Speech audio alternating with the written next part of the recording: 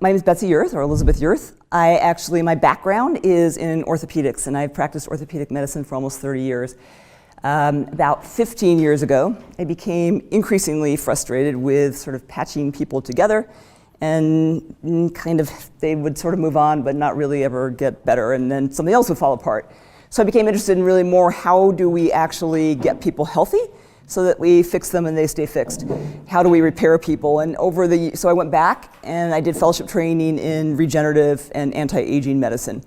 And now I'm fellowship trained and board certified in anti-aging and regenerative medicine, and have another practice besides my orthopedic practice at Boulder Center for Orthopedics called Boulder Longevity Institute. And that's where we do things that are perhaps a little bit more out of the mainstream, and these are things that a lot of times people are like, well, I've never heard of that, and that's because these are things you really don't learn as a physician. They're things you learn after the fact from smart people who are doing a lot of research and implementing things before they hit the mainstream, oftentimes 10 years before they hit the mainstream, or oftentimes before they ever hit the mainstream. And it's one of the frustrations, I think, in practicing medicine, particularly here in the US, is that there's a lot of things that are available in other countries and other places, a lot of things that are available that you guys don't even know about. And so I'm hopeful that you'll learn a little bit about some of those things today. There's some very cool things to kind of put this into perspective. Most of this is not covered by insurance because they are things that are typically considered more in the experimental realm. A lot of them are, if you move to another country, available in other countries, but not available here except for cash pay. And so most of our clinic is a cash pay process. That said, I think that a lot of times what I see is by the time people who have insurance have paid their co-pays and their deductibles, it ends up being relatively synchronous to what we do. So that'll start with our talk, which we're going to talk a little bit about how can we treat arthritis beyond all the things that you guys have heard of from your traditional practices. And we'll talk about arthritis in general. A lot of the things we'll speak about might be a little bit more geared to knees, but really a joint's a joint. And what you can do to the knee, you can do to other joints as well. So these are leading edge therapies, and this is really beyond those things that you think of, oh, she must be talking about stem cells. We're actually going to go a step beyond that. I think one of the things we really like to pride ourselves at Boulder Longevity in is that we consider ourselves, I guess, adaptogenic. And any of you who dabble in vitamins and things, there's what we call adaptogenic vitamins or adaptogenic herbs, and those are things that take your body and they sort of balance them.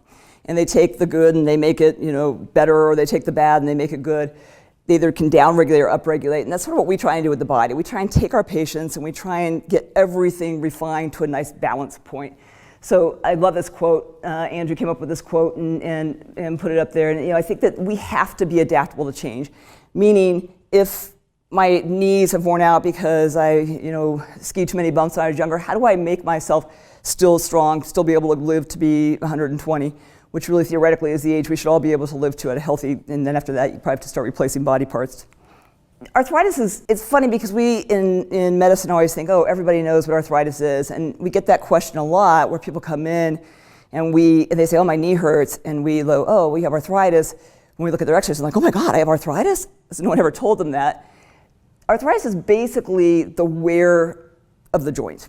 And all of us who live long enough will develop some degree of wear of arth joint or arthritic changes.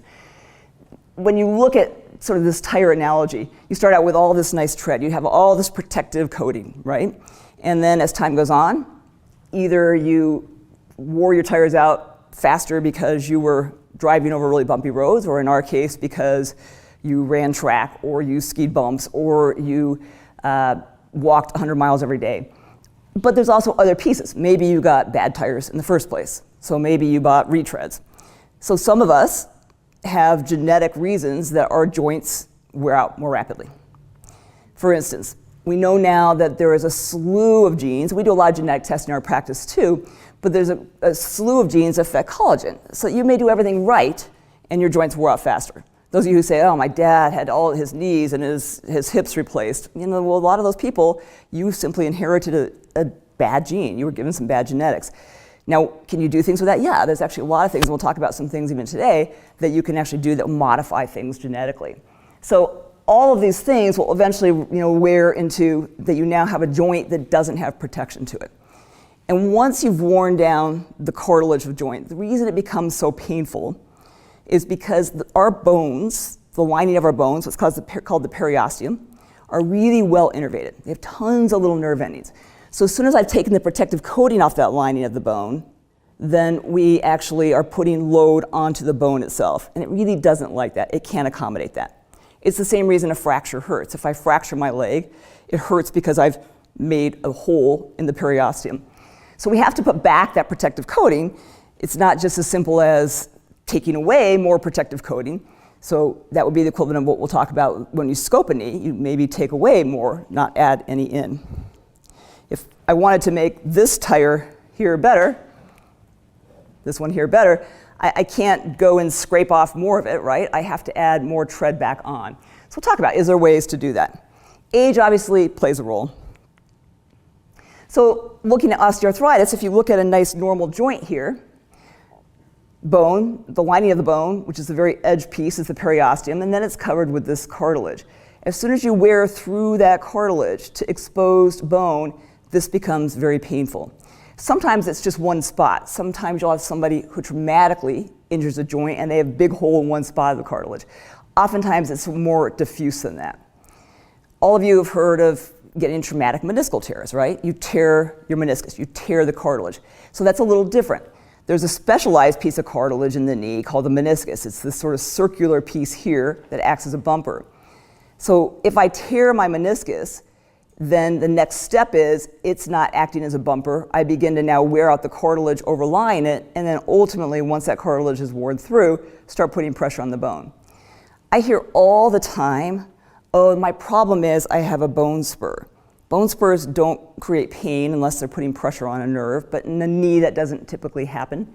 The reason bone spurs occur, so if you look at this next slide, maybe it shows it even a little bit better, but the reason the bone spurs begin to form, so in this case, like right here, is because the body's actually trying to help you out. It says, ooh, I don't like that there's instability here, that the cartilage is worn out, and it's actually trying, in one sense, to fuse the joint. So the bone spur is not your problem. The bone spur is simply a sign that you've worn out the underlying cartilage. There's a lot of factors that play a role here too. There's enzymatic degradation of the cartilage. So once you've damaged cartilage, there are these enzymes that are released that further damage cartilage. So one of the problems we know is that once you've damaged the joint, you start a progressive cascade. If we could stop that progressive cascade early, we would be in a lot better shape. And that would be one of our goals. You hurt yourself, see us earlier rather than later. Now, those of you who are here at the talk probably are at the next stage, but we have ways we can treat that as well. So when you look at these are sort of all the things you see. You see thickening of parts of the cartilage, and then you see these frays in the cartilage. You see these bone spurs that form. So all of this plays a role in what we call osteoarthritis or degenerative arthritis. So right now, what are your treatment options? If you go to the doctor and you have an arthritic joint, hip, knee, shoulder, they're going to offer you pretty much these options. One would be, well, stop running, stop what you're doing, so you don't hurt the joint further. And that may be an acceptable option for a lot of people. So you may say, okay, if I don't run, my knee feels okay, I'll just stop running. And if that's acceptable, that's a fine mode of treatment. Nobody's going to tell you you have to do anything. So activity modification, the do nothing, is not necessarily a bad option for some people. For those of us who really want to stay active, it doesn't really seem like an acceptable option. We don't like to hear, stop doing this, because ultimately, I don't want to keep taking things off my list of things to do. Physical therapy is usually offered. Physical therapy using techniques, anti-inflammatory techniques, range of motion techniques can be helpful. It probably doesn't do anything for the arthritis, but it symptomatically can get your flexibility back. It can help you with motion. It can help you with muscle spasm. So it can secondarily help some of the issues that occur because of the arthritis, but probably isn't changing the arthritis to any degrees. Anti-inflammatory medications. They help with pain. Are they helping your joint? No, probably not. In fact, in some cases, we know that they may actually be detrimental. So in more acute injuries, anti-inflammatories actually blunt your body's response. Inflammation is the body's response to try and fix something. So if I acutely have an injury, blunting that response is not necessarily what I want to do, even though we as doctors always go, oh, take some Advil, that will help. It will help your pain. It may not necessarily be the right answer. Now, as time goes on, that inflammatory response is less of an issue in terms of blunting it. So anti-inflammatories, if they control your symptoms, may be reasonable. They have downsides. Stomach downsides are probably the biggest. And then how about injections? Next step, let's put a little steroid in the joint. And we'll talk about these options. Are they good options? Hyaluronic acids, there's about 5 different companies now that make an artificial joint fluid that you can inject into the joint. And we'll talk about why those are good, bad. And then surgery. First stage, let's just go in there and clean it up. Okay, again, I liken that to let's scrape off the rest of the tread off that tire, but let's go in there and clean up that joint, or let's just replace it. So let's go through those kind of briefly. I don't want to spend too much time on this, but I want to tell you why my opinion is that they're not always the best options. And again, please, everything I say, every option is potentially the right option for certain people. There's nothing I'm going to say that I may say, you know what, knee surgery is not necessarily the wrong answer for certain people, but you have to look at all these and sort of weigh what the best option is. And our job as physicians is to talk through all those options, not just say, oh, we could stick steroid in your knee. So the first thing is, how about steroid injections? We're getting more and more aware of the downsides of steroid injections. And the downsides are pretty substantial. This is a review article that just came out in February, and they reviewed all of the articles on steroid injections.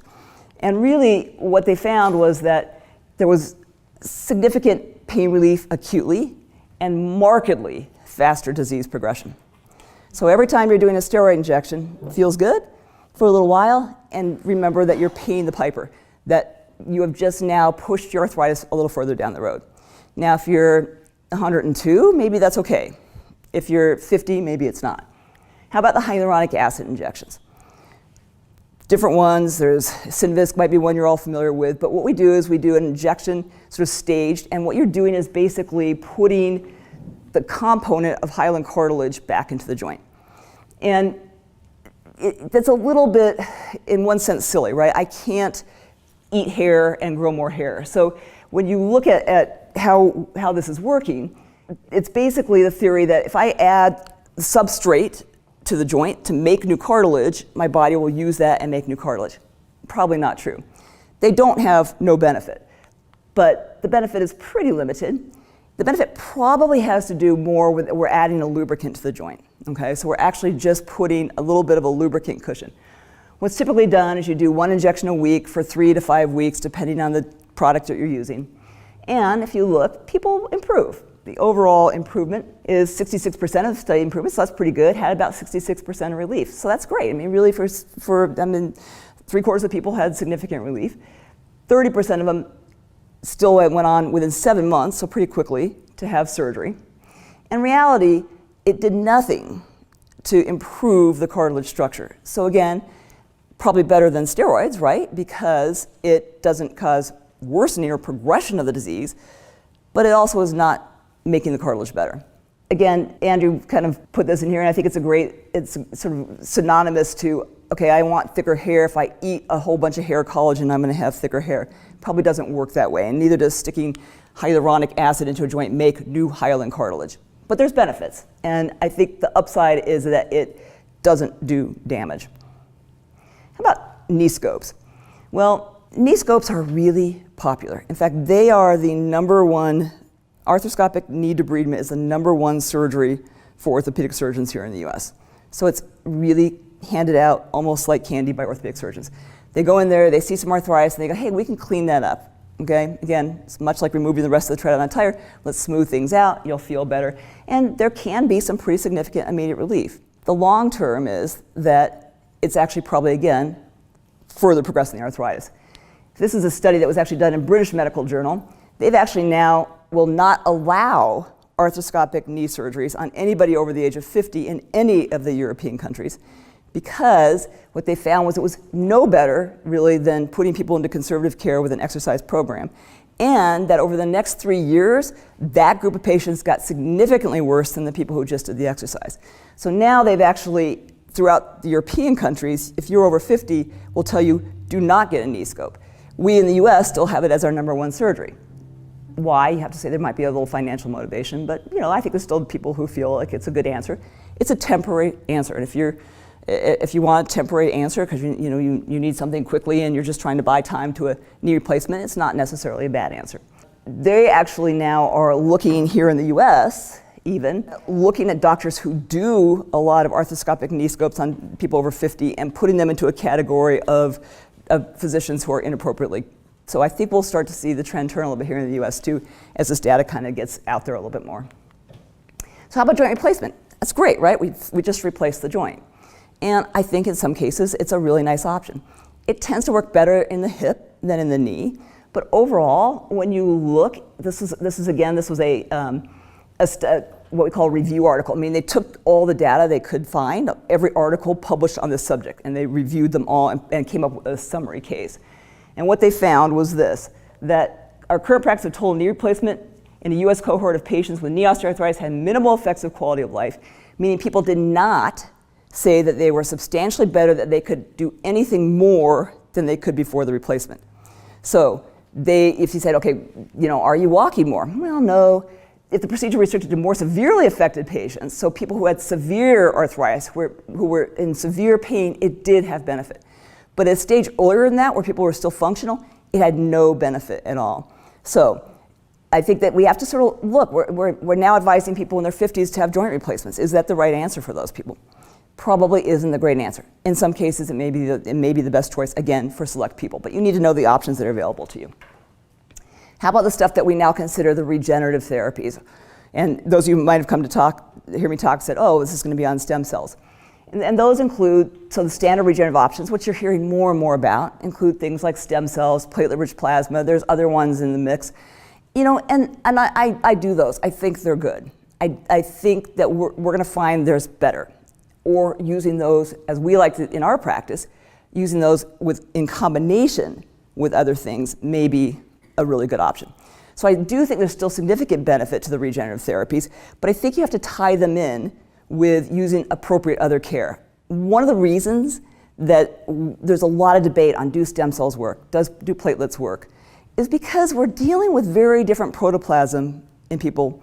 So if I'm a super healthy 50-year-old who eats perfectly and takes all my vitamins, and I do stem cells or platelet cells, I'm probably gonna have better outcomes than a 91-year-old who is on the other side of regenerative potential, or my obese diabetic, right? So you have to choose these people successfully when you're going to do that. There's good candidates, there's bad candidates. And even in the good candidates, healthy 50-year-olds, diet's going to make a big difference, genetics is going to make a big difference, and that's why we're having trouble coming up with saying, this is a really successful thing to do.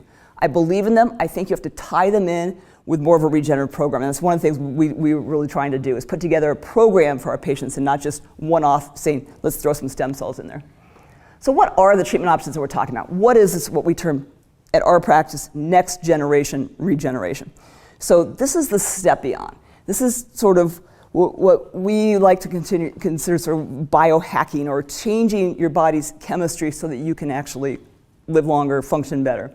And those include these sorts of things. One is peptide therapies, and we're going to briefly get into those.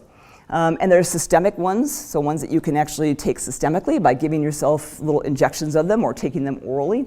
There's injections of peptides that we can do into arthritic joints.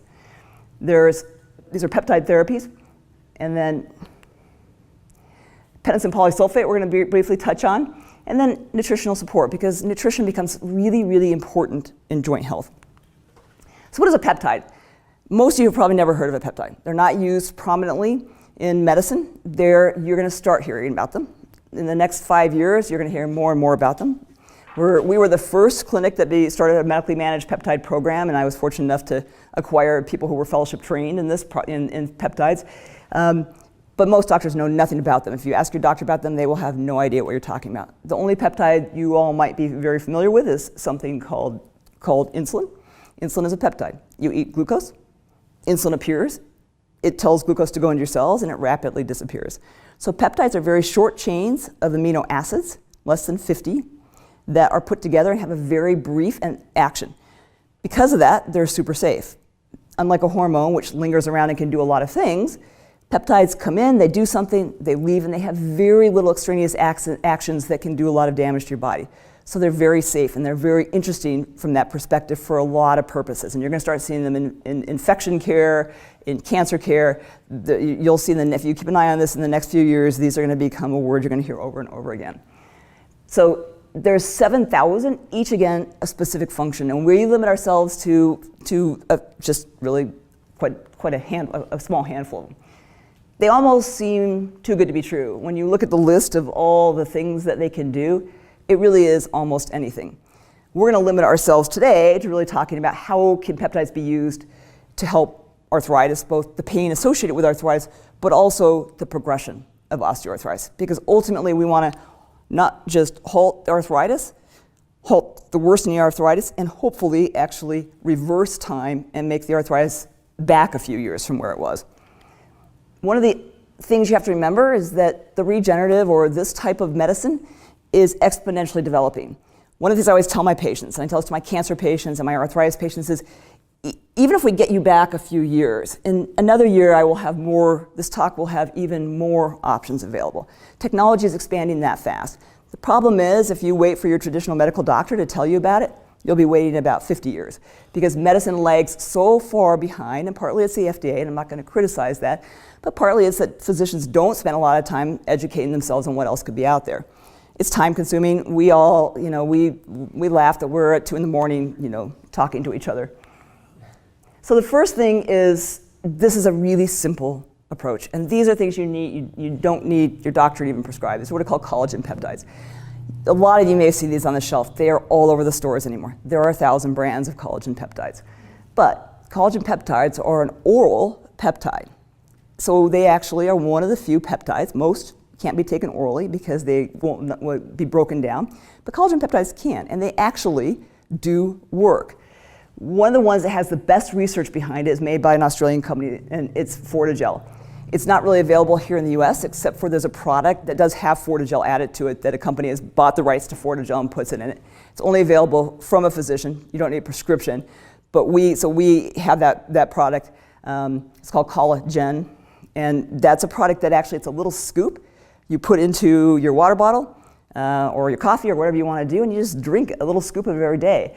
And when you look at the outcomes of it, I mean, look at this. This is simply, so this is an osteoarthritic cartilage. This is what it looks like. It's very frayed edging. And this is actually after 6 months of 3 months of oral intake of a collagen. So really dramatic improvement. I will tell you personally, so you can use these products actually both preventatively, so if you take them before a workout, you'll actually prevent injury to cartilage and collagen, meaning tendons, ligaments, but also you can use them to help heal. These have made a dramatic improvement in so many of my patients. Literally, it's so simple. It's a little scoop of a powder supplement that you take every day. So that's a really simple peptide. But what if I told you that there's actually kind of what we consider almost magical peptides, things that will actually have such dramatic effects on healing and recovery that you kind of almost can't believe it, because they actually do exist. And I'm going to briefly touch on a couple of them, but this is something we love, and it's called BPC, or Body Protective Compound 157. BPC is actually made in the guts, made in the gastric juices. When we're little, one of the reasons that your 10-year-old hurts themselves and heals really fast is because when we're young, we have really, really high levels of this peptide. As we get older, we get less and less and less and less, to a point where we have almost none. So when you're 80 and hurt yourself and have no BPC come to the site to help the injury, you heal much more slowly, if at all. So Body Protective Compound is designed to go to the site of injury. It can be gut, it can be tissue. It's very interesting. It sort of goes where it needs to go, and it fixes things. And it is, remember that adaptogen we talked about? It's an adaptogenic peptide, meaning it doesn't make things grow too much. It doesn't make them grow too little. It balances everything out. So we kind of think of it almost like a magical peptide, and it truly is. I will tell you, it is kind of phenomenal how much pain relief you can get. Studies with hamstring tears that have not healed, studies with back pain, knee pain. From my own experience, I have severe arthritis in my knees, and using BPC has dramatically helped me.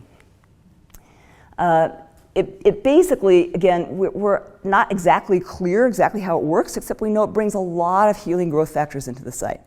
Its biggest downside is right now, there's one company, you can buy BPC off the internet, In general, it's from a Chinese lab, and we don't really know what's in it, and in general, it's probably not BPC.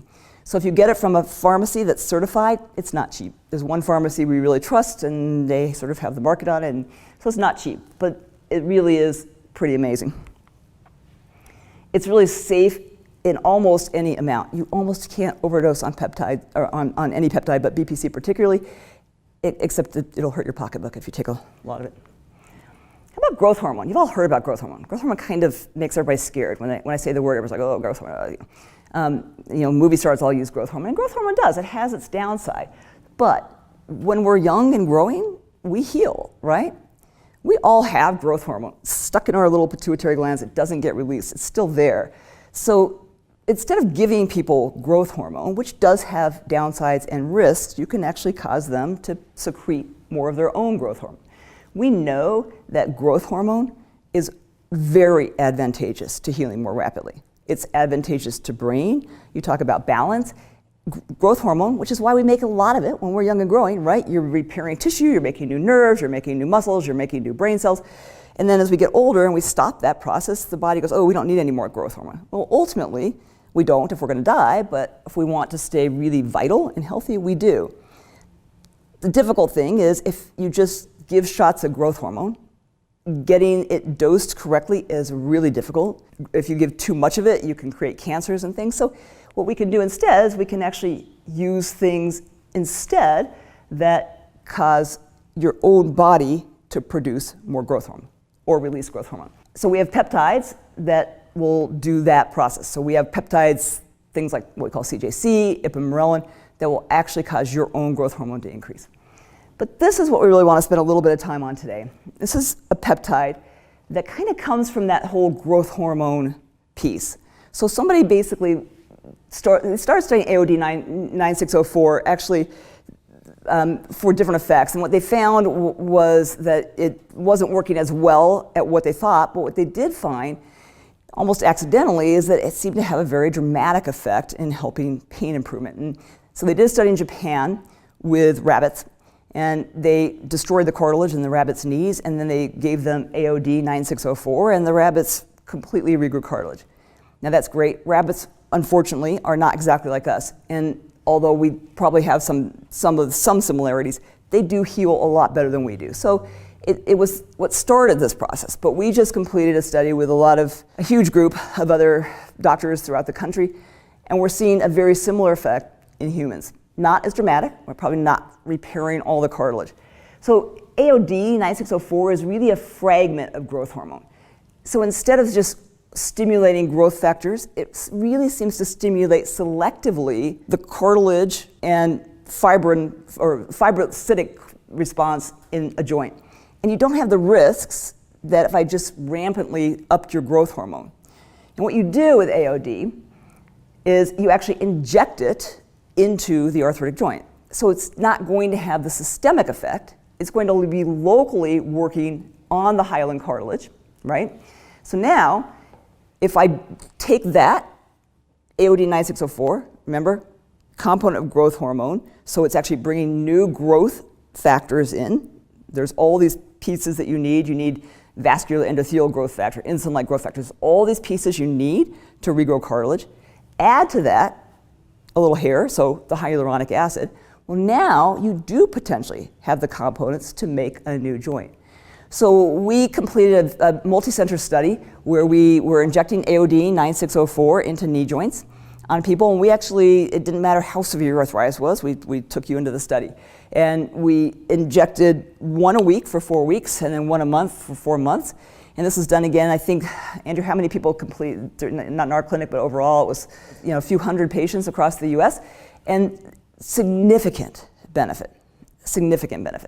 Andrew has a patient who had horrible knee arthritis, could hardly walk. He's back to playing tennis, he's running stairs, he's doing amazingly well. We have other stories like that. We have a ski instructor from Vail who is just, doing amazing. So does it work for everybody? No. And I think one of the tough things is why. And those, it takes experience, it takes a lot of anecdotal evidence to start figuring that out. Why do a large portion of people do really well and some not so well? Even if that person didn't have a severe arthritis, We don't know. We have seen, that I think health status may play a role here as well, so I do think there's probably some other pieces. Age does not seem to be a huge factor. I think, we haven't had any super old people, but we've had people in our 70s. It doesn't seem to be a huge factor. They've done as well or better than some of the people who are in their 50s. So I think that's going to be time. It's going to be using this more. But we get this formulation from a pharmacy that makes it for us. It's not available to just, you can't just go buy this. Your doctor will know nothing about it. It is still considered experimental. But does it have risks? Probably not. The one thing we see every now and then, and this is true when you even do hyaluronic acid injections, is you'll see people have a temporary inflammatory reaction. It goes away, it gets better, it hasn't affected the long-term outcome. So can we really now rebuild a new joint? In a sense, yes, now you can eat the hair, take the hyaluronic acid, along with the AOD, which brings in all the things you need to regrow the cartilage and actually make new cartilage. It's pretty cool. And I think we're going to see more and more adaptions of this, where we can tweak this, add a little things here and there, and see what else we can come up with. So this is the rabbits that I was speaking of, and I'm going to go right to the picture here. Hopefully with the light a little up you can still see this, but this is a big hole in the cartilage, okay? So what they did is they just went into the rabbit, they made a big divot in the cartilage of the knee joint, so this is sort of a knee joint, so this is a big defect in the cartilage. It's gone, there's just bone underneath. This is where they just used the hyaluronic acid. Okay, so we talked about the hyaluronic acids, which, and there actually was potentially a little bit of improvement, a little bit of thickening, but it wasn't normal cartilage. You kind of see this fibrillinic effect. So, maybe it filled in the void a little bit, gets this kind of layer of cells over the top that you don't see here, but nothing dramatic. Okay. This was with AOD alone, and now we're seeing, you can see this whole cartilage layer actually now filling in. Look at the difference here. This is all now filled in. You don't see any of this defect.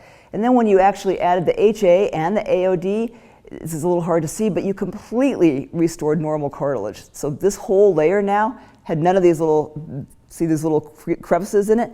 All that's gone, all normal cartilage. When you looked at it, when they sacrificed the rabbits and looked at it, this was completely improved. So we actually saw complete regeneration. Now we haven't scoped our patients post-AOD to know, are we seeing the same? All we can go on, and all the study was to look at symptomatology. But from a symptomatic perspective, we've had some pretty dramatic effects. We haven't done a lot with other joints.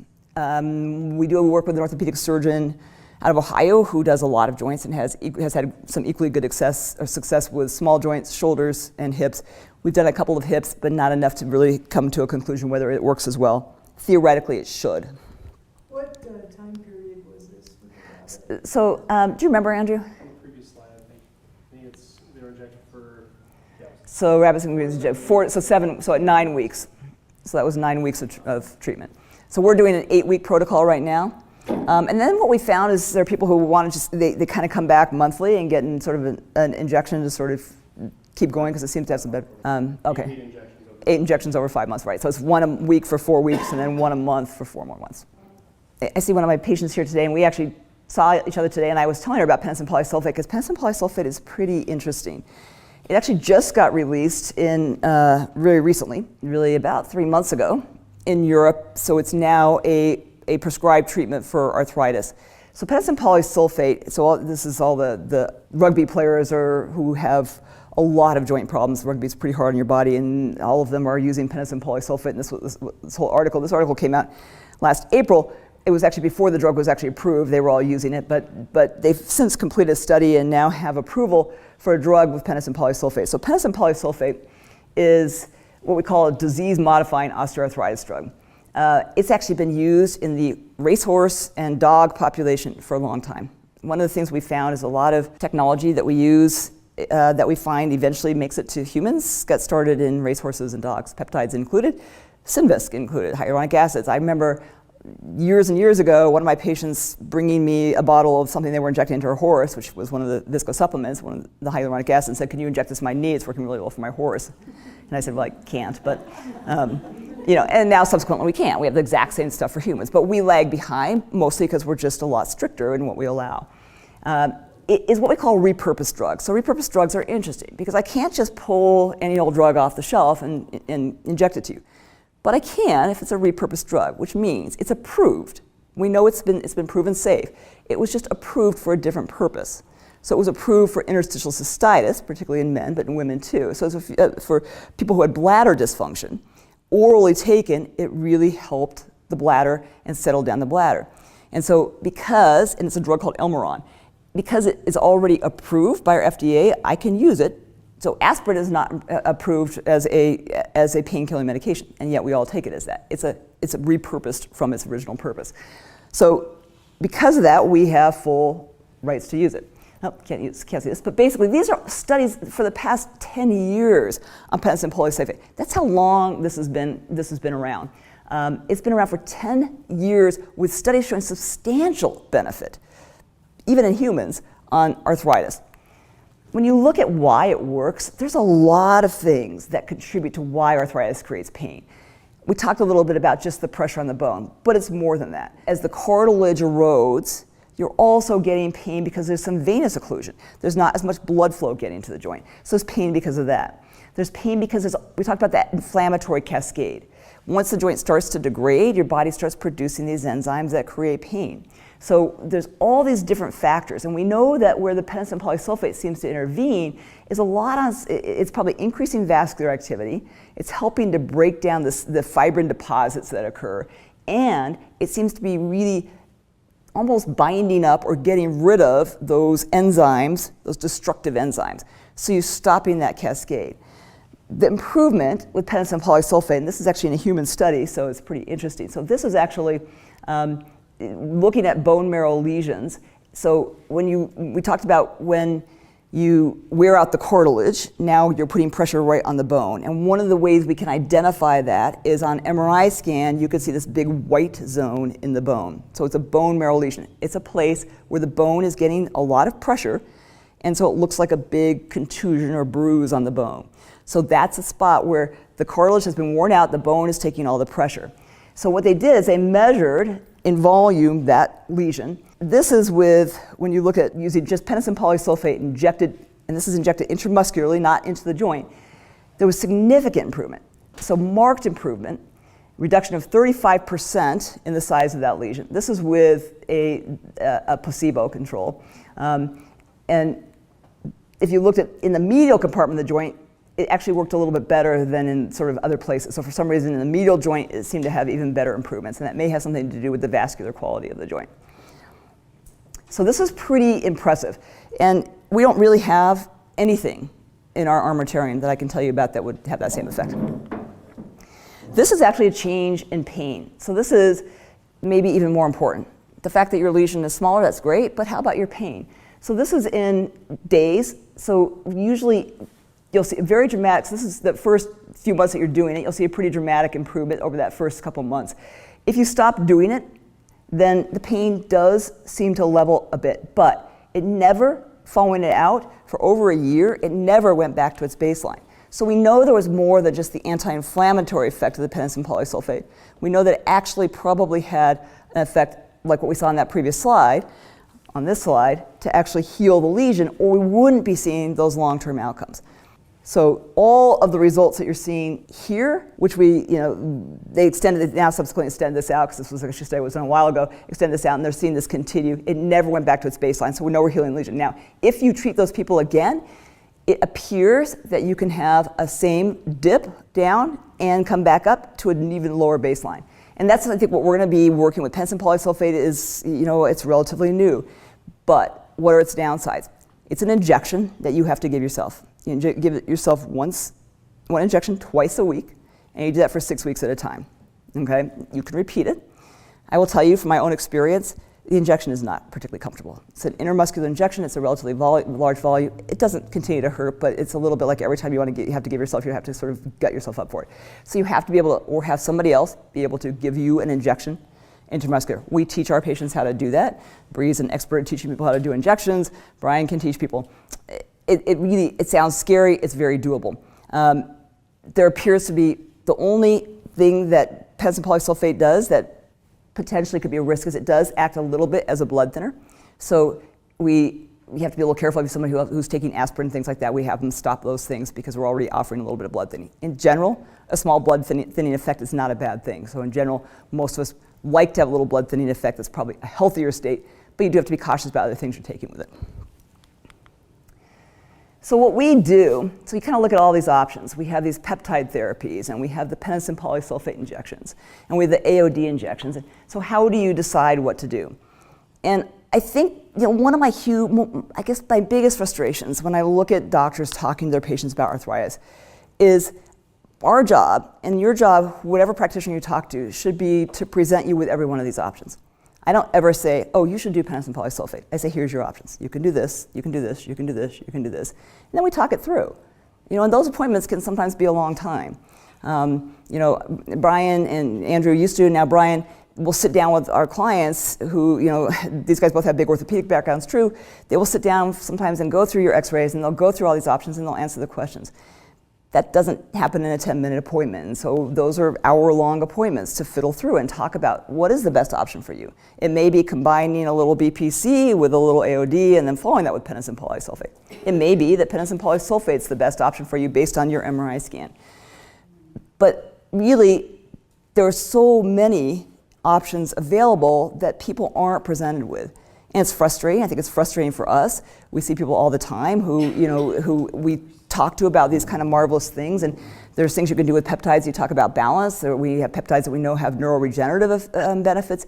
All of these things that you can do that people don't know about, and that's where we want to get the word out. We want people to know that there are so many things that will repair the body or allow your body to repair itself, that we don't have to do things that have temporary benefit. So we sit down, it's at least an hour, sometimes it's actually more. We sit down with your x-rays, we sit down with you, we talk about what's your lifestyle, what works for you, what doesn't. Are you never, if you're like, I am not going to stop eating sugar, that is my one goal in life, is to eat as much sugar as I can, then probably, just doing stem cells isn't a great option for you. It's probably not going to work very well. If you don't have, as much cartilage gone, you might do better with, one of the just BPC, something to get your body into a healing state. And then there's financials. So all of these things cost different amounts. And so, sometimes the best option might not be a financially feasible option. So we try and work through all of that with you. But we sit down until we feel like you have the answers you need. And we come up with a plan. And I think our patients have loved that. Because I get frustrated. In my orthopedic practice, I've got 15 minutes with you. I cannot talk to you about all these options. I can't. It's impossible. So I'll throw them out briefly. I have patients who have known me for a long time who I will be I'll get a little bit more in depth with. But in general, I can't go through, when you come to me with your knee arthritis, and tell you, oh, there's BPC, there's Pentosan polysulfate, and there's AOD and HA. So that's why we hope that you guys get the word out. We hope that this stuff is really cool and informative to you. If you just do things like Google Pentosan polysulfate, you'll be astounded at the studies, and you'll go, my God, I don't even know about this. BPC 157. You start looking at these things, and you'll see studies dating back 20 years, and yet they're not available to us here in the US. Australia's been using peptides for many years. So other countries have had access to a lot of these things. We hope now that we're actually bringing them to the forefront. Brian and I and Andrew all work with International Peptide Society. We are trying to educate other doctors. Some doctors are interested, some aren't. But I think that a lot of it sometimes is going to be up to you guys, and educating each other and educating your friends, and knowing that there are really cool options. And if you sort of stick with learning about these things, you'll find that next year we'll have even more that we can bring you. Every day, almost, there is a new peptide. And it's why we exhaustively can't find time to sleep, because you're trying to read on all this stuff. So thank you guys. I appreciate you taking the time to come listen to this. I hope that it was useful. I'm sure it raised a lot of questions. I know sometimes I talk about this stuff like it is magical. Sometimes to me it seems like it is. But there's, the research is out there. I welcome you to read about it, come talk to us, set up appointments with Brian, give a call. Bree will talk to you on the phone. She'll set you up. She'll try and answer questions.